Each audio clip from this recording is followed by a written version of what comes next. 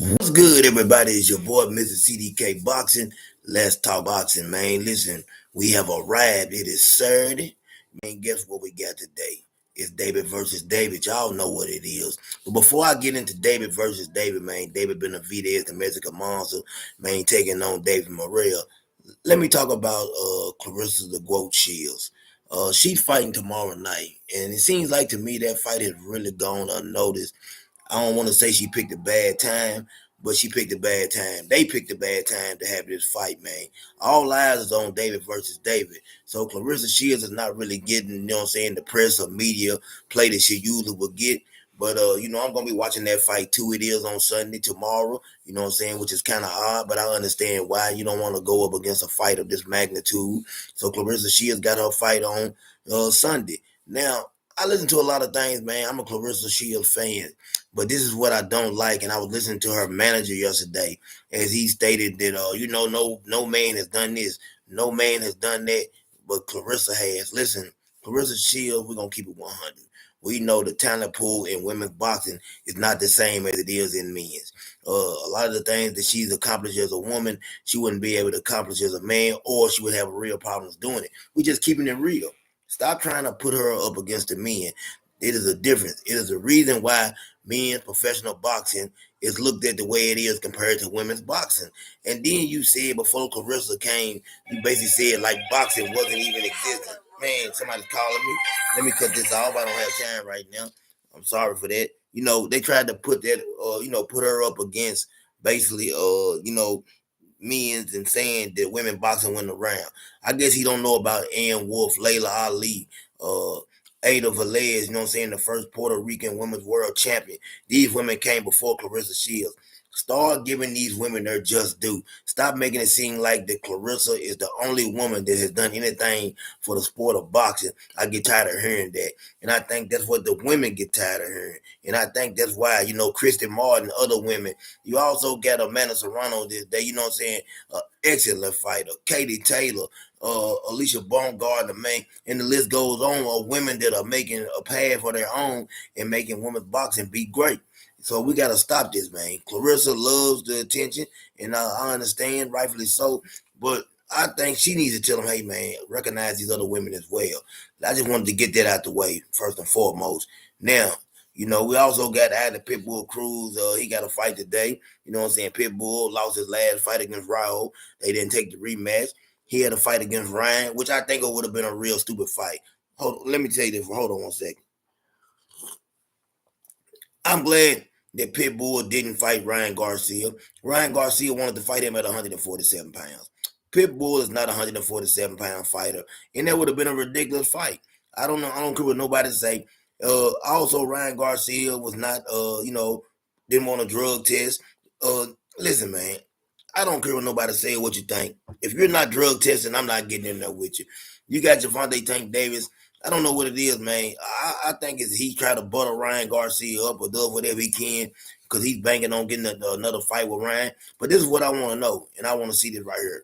Ryan Garcia cannot make 140 pounds, or 135 pounds. So Tank doesn't want to come to 140, right? Is he going to be willing to go to 147 pounds or meet Ryan at a catch weight of maybe 143, 144 pounds to get back in the ring with Ryan Garcia? Because if he does that, I want to stop hearing that Tank doesn't want to go to 140. He doesn't feel comfortable because, hey, they're going to have to come up with something. Ryan cannot make 140. And we know this. You know what I'm saying? He came in 143 pounds against Devin. And if you look at Ryan now, man, you can see, man, Ryan is a much bigger guy. He's definitely 147 pounder. So I don't know how that plays out or what Tank is going to do. But Tank definitely going to have to come up with something better at the end of the day than saying that he don't feel comfortable at 140 pounds. Like I said, man. Also, like I keep saying about the Gwoat, she fighting, tomorrow night, Sunday. That fight is going unnoticed. She's fighting Danielle Perkins. I think she has a chance to become undisputed at the heavyweight. You know what I'm saying? Shouts out to her for doing everything she's doing. But I'm tired of hearing people trying to compare her. And I feel like at times they're almost putting down men when they say some of the things they say when her manager comes out and says those type of statements. Like we all know, man, women's boxing and men's boxing is totally different. There's much more competition on the men's side of boxing than it is on the women.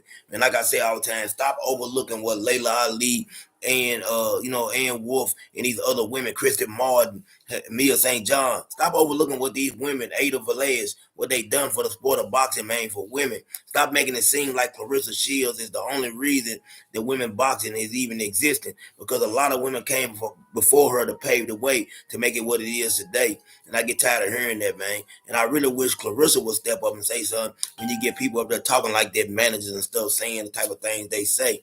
But man, let's get into it. Let's get into it, what y'all came to hear about. David Benavidez and David Morrell. I ain't gonna lie to you, man. It's been very hard for me to come up. You know what I'm saying? I'm over and over in my mind, I'm saying David Benavidez, but something scares me about David Morrell. Man, I went and I put in another ticket. You know what I'm saying? I put in another ticket. That's what I've been doing. I think I even got it. Man, hold on. One more second. One more second. I put in another ticket. I got 3 different tickets here. I actually got 5. You know what I'm saying? I ain't gonna lie to you. On 4 of them, I got David Benavidez. I took David Morrell on 1, matched him up with some other picks, you know what I'm saying, from a few UFC fights and the way I see things going. And the thing that I'm trying to figure out is this. David Benavidez is willing to go to hell and back to win. Are you willing to go with him? That is the question I have for David Morrell. David Morrell, we heard him say everything about what he's gonna do. But what does David Morrell do when he gets hit? How does he respond? How does he act? That's what we need to see. I've seen what David Benavidez will do because he's been in big fights. He's been under the lights. But we don't know what David Morrell is gonna do. We don't know how far David Morrell is willing to go. And that's the thing I'm kind of scared of with David Morrell. Now, David Morrell, I see some things. I went back and watched some of his fights last night. I see some of the things, some of the mistakes he makes. Now, if he goes out there and fights, coming forward like he's been doing, you're fighting right in, you're playing right into David Benavidez's hand. I think David Morrell has to have that Cuban style of boxing, which we know that means being a boxer. He's going to have to get on the back foot. He's going to have to move around. He's going to have some of those funny angles that you see for some of those Cuban fighters. He's going to have to do a lot of that to win this fight. I don't think that he can fight the style where he's been hunting people down, and he's good at hunting people down. But in this fight, we're going to have to see his real skill set. Now, like I say all the time, when you got a guy that throws a lot of punches, this is just what it is, man. I don't care if you're in a street fight or whatever. When you got a guy that's throwing a lot of punches, you got to be able to throw in between those shots. You got to be able to catch him with a counter. You know what I'm saying? You got to be able to hurt him. And if you can't stop hurt David Benavidez, you're in trouble. If you can't stop those combinations from coming, you're in trouble. I don't know if David Morrell can keep pace. I don't know if he has what it takes to keep up with somebody throwing that many punches around. Man, David Benavidez is a anomaly because when you look at him, man, this guy, he looks funny when he gets in the ring. He ain't built muscular, but man, he can go. You know, that's what I heard somebody yesterday was talking about. He looks out of shape. Every fight, David Benavidez looks like that. So whoever that was talking, man, needs to stop making these boxing posts or whatever they call themselves, boxing columns or whatever. Because if you just now seeing that David Benavidez looks like that, man, you don't know nothing about boxing. This is how this guy always looks. And he goes out there and does the job. I'm not worrying about how he looks. I'm just worrying about how he fights. You know what I'm saying? A lot of this stuff doesn't mean anything. But I'm definitely willing to see what happens. And I'm definitely hoping, we know the winner of this fight. They're both, I think, fighting for the interim titles or whatever, and getting for the chance to get the opportunity to fight. You know what I'm saying? The winner of Arthur Beterbiev and Dimitri Bivol. That's gonna be a big fight. That's gonna be a real big fight. You know what I'm saying? Whoever wins that fight, if Benavidez wins, is he capable of beating those guys? Listen, those guys are great fighters. The thing that I give Benavidez the advantage on is youth. He's younger, and they're about to have another war. How does that war play out? Is it even better than the one before? Because if it is, and Benavidez is able to take care of business tonight, he has a real good chance of beating one of those guys with the way he fights, the value and all that. Hey, those guys are tall, tough tasks for anybody. But he has a real opportunity, man. And I'm hoping, you know what I'm saying, because my ticket on Benavidez is a lot bigger on the money side, you know what I'm saying, that he wins tonight. But I'm scared. I'm skeptical. I think I'm saying 60-40 fight. I'm not going to say 50-50. And the reason I'm saying it's a 60-40 fight is because of the experience factor. Benavidez has the experience factor. You can say, hey, their skills is evenly matched.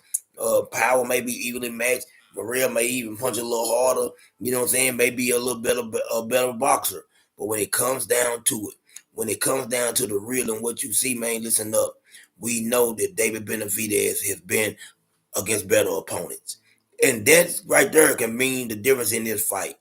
Listen, Caleb Plant is an excellent defensive fighter, and he could not nullify that style, that volume punch, man.